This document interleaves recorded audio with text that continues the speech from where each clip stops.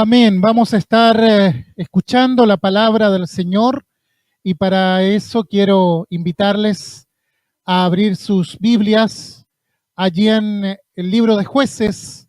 Allí vamos a tener la palabra, libro de Jueces, capítulo 5, verso del 1 en adelante, del 1 al 5 para ser más exacto, dice así la palabra del Señor. Aquel día cantó Débora con Barak, hijo de Abinoam, diciendo: por haberse puesto al frente los caudillos de Israel, por haberse ofrecido voluntariamente el pueblo, load a Jehová. Oíd reyes, escuchad, oh príncipes, yo cantaré a Jehová, cantaré salmos a Jehová, el Dios de Israel. Cuando salisteis de Seir, oh Jehová, cuando te marchaste de los campos de Edom, la tierra tembló y los cielos destilaron y las nubes gotearon aguas. Los montes temblaron delante de Jehová, aquel Sinaí delante de Jehová, Dios de Israel. Hasta ahí leemos la palabra del Señor, un fragmento del conocido cántico de Débora y Barak. Hermanos, hoy quiero hablarles acerca de lo importante que es saber luchar espiritualmente, tener la noción de que Dios nos ha puesto a nosotros como guerreros, como soldados para enfrentar en su nombre la adversidad y poder vencer. El nacimiento de la iglesia se dio con uno de los más espectaculares derramamientos del Espíritu Santo. Los primeros 2 siglos de la iglesia prácticamente fueron tiempos gloriosos, ya que el Espíritu Santo era el que guiaba la obra. Es decir, el Espíritu Santo decía y la gente obedecía. Y no solo comisionaba, muchas veces también el Espíritu Santo prohibía hacer ciertas cosas, pero la gente, el cristiano, caminaba bajo la dirección del Espíritu. Los apóstoles y los padres de la iglesia posteriormente, ellos dependían del Espíritu Santo para llevar la tarea de la iglesia. Qué tremendo aquellos tiempos para la iglesia de Jesucristo. Nada les impedía, no había una barrera que ellos no pudieran cruzar, que no pudieran superar, porque ellos estaban movidos por el poder de Dios, por la autoridad de Dios. Pero algo pasó. Desde el siglo III y por alguna razón quizá no del todo clara, se ha tratado de contener al Espíritu Santo en odres viejos, en tradiciones pasadas de moda, producto muchas veces de la filosofía humana. Para desgracia, esto ha traído una serie de limitaciones a la iglesia y al liderazgo de la iglesia. ¿Por qué? ¿Cómo se desatan esos nudos envejecidos de las tradiciones, del denominacionalismo? Se ha confinado al Espíritu Santo dentro de estrechos márgenes. Se le ha demarcado una ruta por donde debe transitar y el Espíritu dice: no, tú no puedes hacer eso. Yo soy libre, yo soy soberano. Tú no tienes que decirme para dónde ir. Tú no tienes que decirme qué cosa es correcta y qué no es correcta. Sin embargo, creo firmemente que ha llegado un nuevo día para la iglesia. Creo que Dios está despertando a la iglesia en este tiempo. Creo que los odres viejos que han impedido el fluir del poder de Dios están dando lugar a odres nuevos y eso es algo maravilloso, glorioso, bendito sea el Señor. La Biblia dice que nos sorprenderemos porque Dios hará todas las cosas mucho más abundante de lo que pedimos o entendemos, según el poder que actúa en nosotros. Yo no sé cuántos esperan que Dios les sorprenda en este tiempo. ¿Sabe? Yo quiero que Dios me sorprenda en este tiempo, que Dios se mueva poderosamente en este tiempo y levante una iglesia fuerte, una iglesia aguerrida, una iglesia que se levante en contra de toda autoridad de las tinieblas.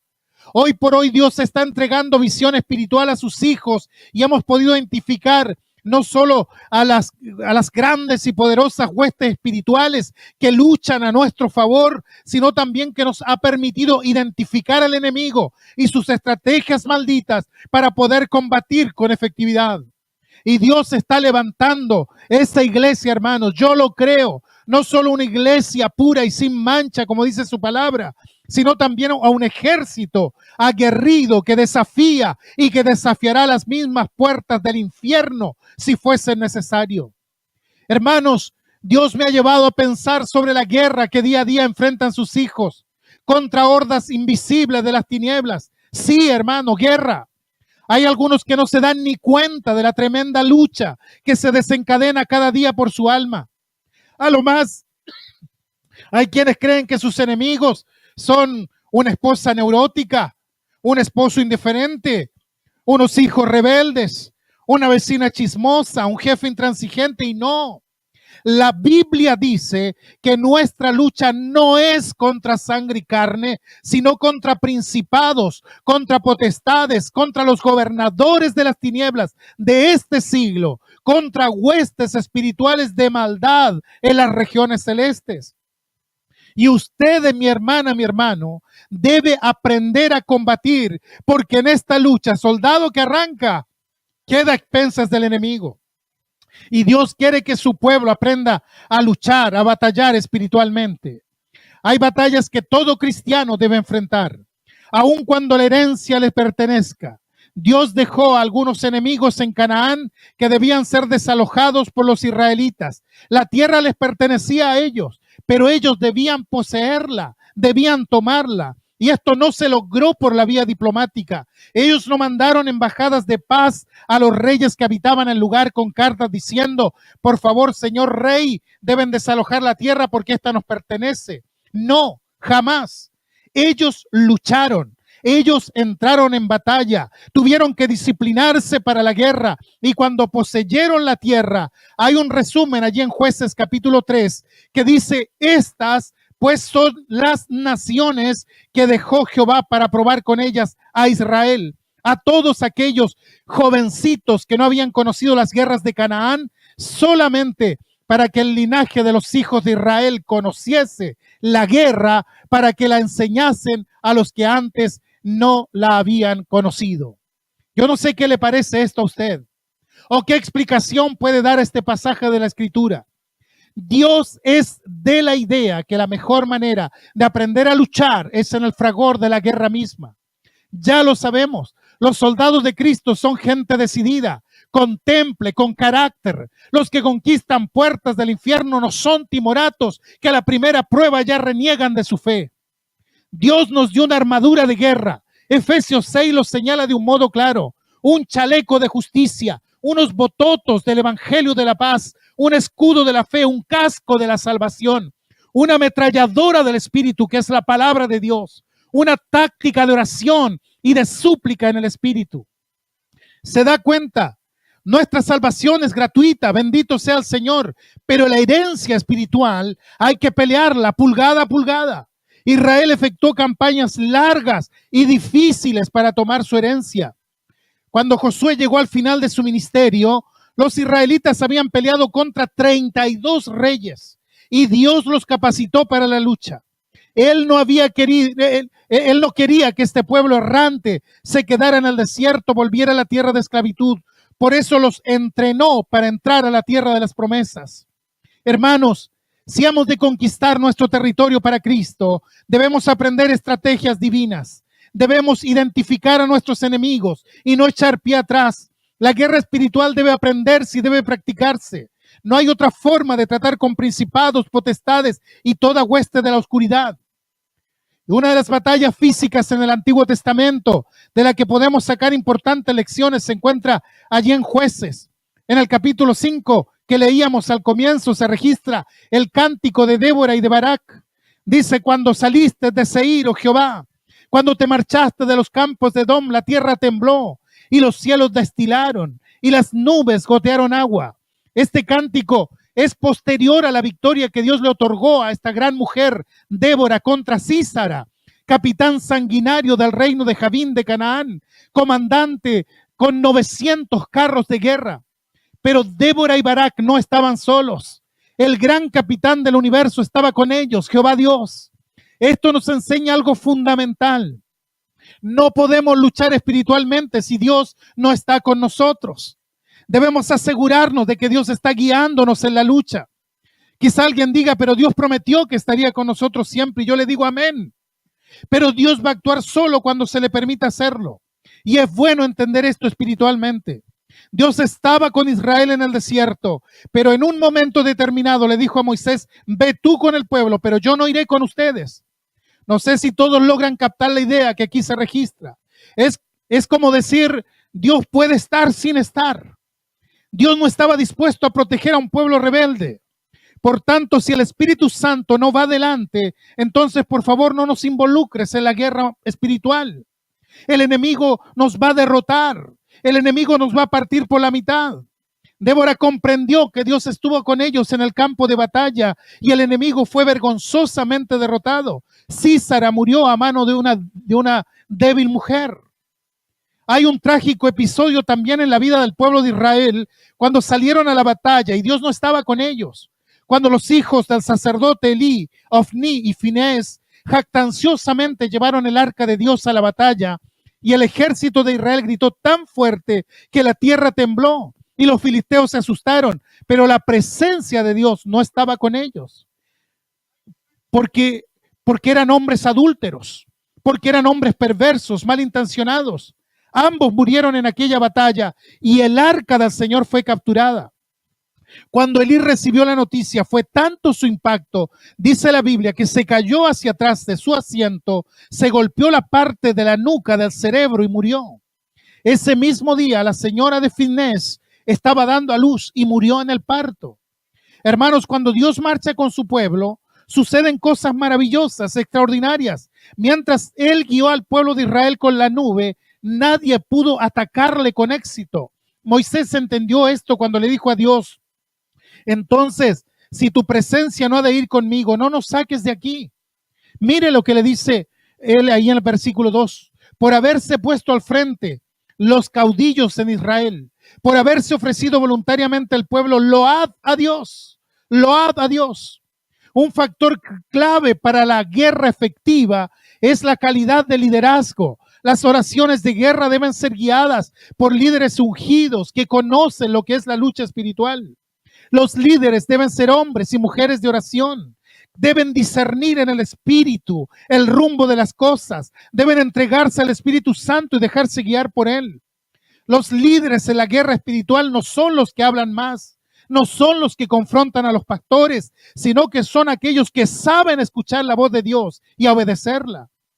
Se puede tener un ejército decidido, pero si no hay líderes dependientes de Dios y maduros en la fe, la campaña simplemente va a fracasar.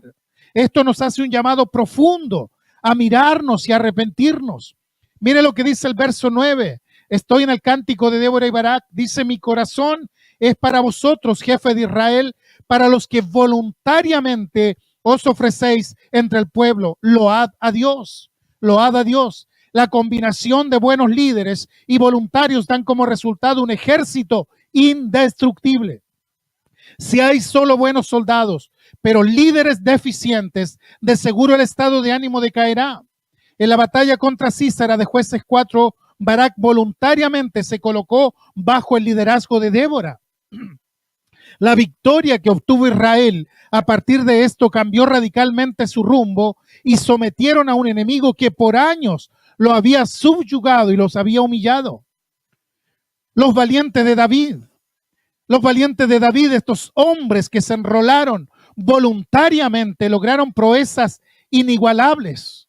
Los líderes espirituales deben ser los primeros en ir a la guerra espiritual, porque esto anima a los soldados dispuestos y trae como consecuencia victorias asombrosas. Mire lo que dice el verso 20.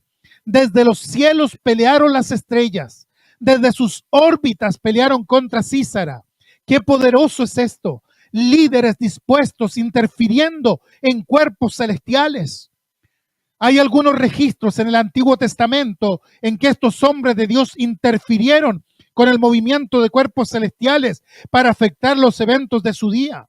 Josué, usted lo recuerda, el gran estratega israelita, cuando se dio cuenta que la luz del día comenzaba a declinar y aún no había vencido a sus enemigos amorreos, ordenó al sol y a la luna que se detengan su movimiento para que el día se extendiera y él pudiera lograr la victoria. El sol y la luna se detuvieron por prácticamente un día entero y el ejército de Israel logró el tan anhelado triunfo. Luego en el libro de Isaías se menciona al rey Ezequías, quien enfrentaba una muerte inminente a causa de una enfermedad. Él lloró amargamente mirando hacia la pared y se arrepintió por su pecado cometido. Dios mandó al profeta Isaías para decirle que 15 años serían extendidos a su vida. También le prometió Dios que lo libraría de la opresión asiria, y finaliza su mensaje diciendo: y esto te será de señal de parte de Dios, que Jehová hará esto que te ha dicho. He aquí yo haré volver la sombra por los grados que descendió con el sol el reloj de Acaz 10 grados atrás, y volvió el sol 10 grados atrás por los cuales ya había descendido, dice Isaías 38. Esta interferencia en el sistema solar animó a Ezequías y de paso restauró el balance del día que había afectado el día de la batalla de Josué. ¿No le parece algo notable? Un día completo se removió del calendario. Y el tercer evento es el que se registra aquí en el verso 9 del capítulo 5 de Jueces. La oración profética causó que las estrellas lucharan en contra de Sísara y en contra de su ejército. El Nuevo Testamento nos recuerda el caso de Elías, quien oró y la lluvia cesó en la tierra por 3 años. Y en Primero de Reyes lo vemos orando por lluvia, lo que en efecto sucedió. Poderoso es Dios, poderoso es Dios. No hay nada imposible para Él. Con Él la batalla ya ha sido ganada.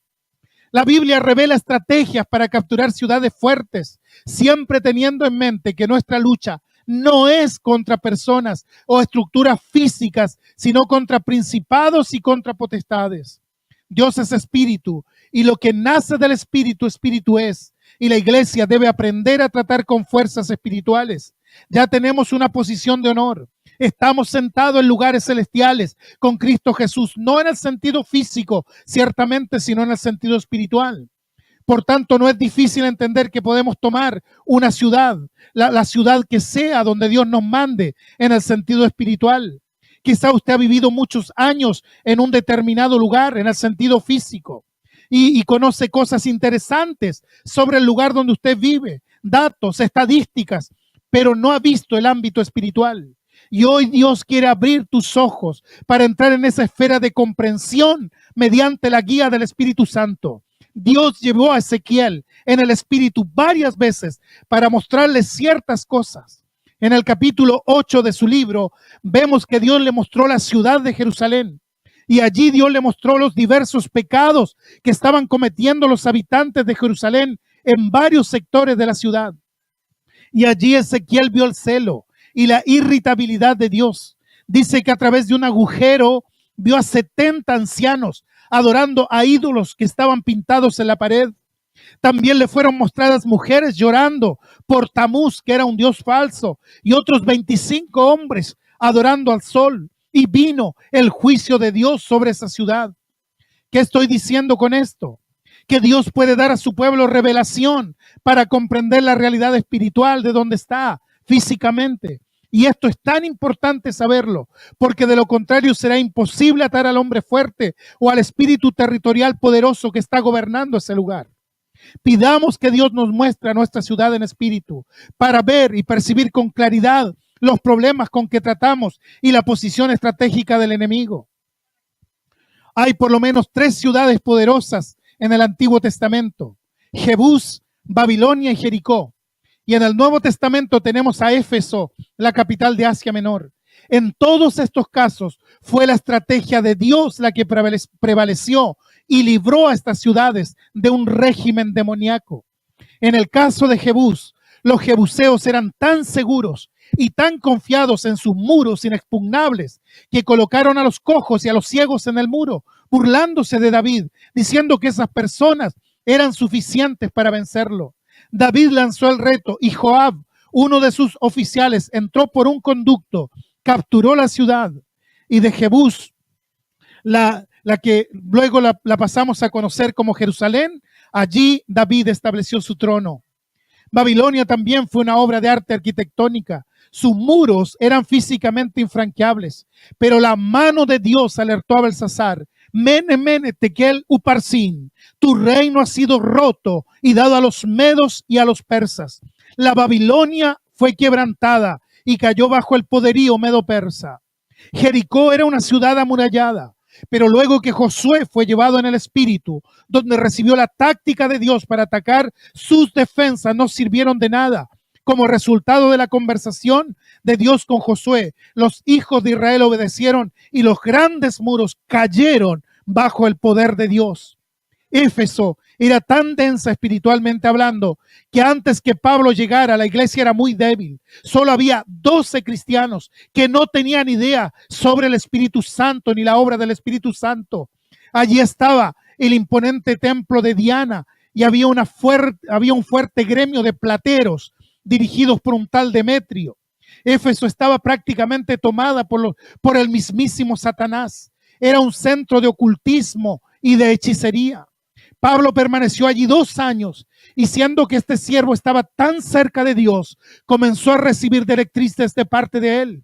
Comenzaron a suceder grandes milagros. Los pañuelos y delantales que tocaban sus cuerpos eran puestos sobre los enfermos y los poseídos por demonios. Los enfermos eran sanados y los demonios huían. Y desde allí el evangelio se esparció por toda Asia. Luego Pablo reconoce que en Éfeso luchó con verdaderas fieras espirituales. En Primera de Corintios 15 lo señala. Pablo tenía una estrategia de combate espiritual. Hoy igual hay ciudades fuertes espiritualmente hablando. Quizás tú vives en una ciudad muy fuerte espiritualmente a través de las huestes de las tinieblas. Por eso es necesario que te levantes, que se levanten intercesores poderosos, gente de oración que le crea a Dios. El enemigo no va a renunciar fácilmente. Le ha llevado muchos años levantar altares, establecer pactos, aturdir a los religiosos. Pero si Dios está con nosotros, ¿quién estará contra de nosotros? Debemos buscar a Dios más que nunca en este tiempo. Así es, hermano. Si te dijeron, no busques al Espíritu Santo porque ya habita en ti, te mintieron. Claro que habita, claro que puede habitar, pero si está apagado o si está contristado, ¿de qué sirve, verdad? Hay que buscar a Dios con intención, con deseo renovado. Hoy Dios está conquistando ciudades en Sudamérica y es mi anhelo que la ciudad donde estamos, que la ciudad donde usted está sea una de ellas. Debemos aprender a oír la voz de Dios, escuchar a Dios, obedecerle a Dios. Es indispensable para tener éxito en la lucha espiritual. La victoria nos pertenece, cristianos. La victoria nos pertenece, es nuestra. Dios lo ha puesto en nuestras manos, pero debemos depender de Dios un poco más. Renovemos nuestras fuerzas y veamos las maravillas que Dios puede hacer allí en la ciudad donde Dios le ha plantado. Que el Señor le bendiga mucho a través de esta palabra. Amén y amén.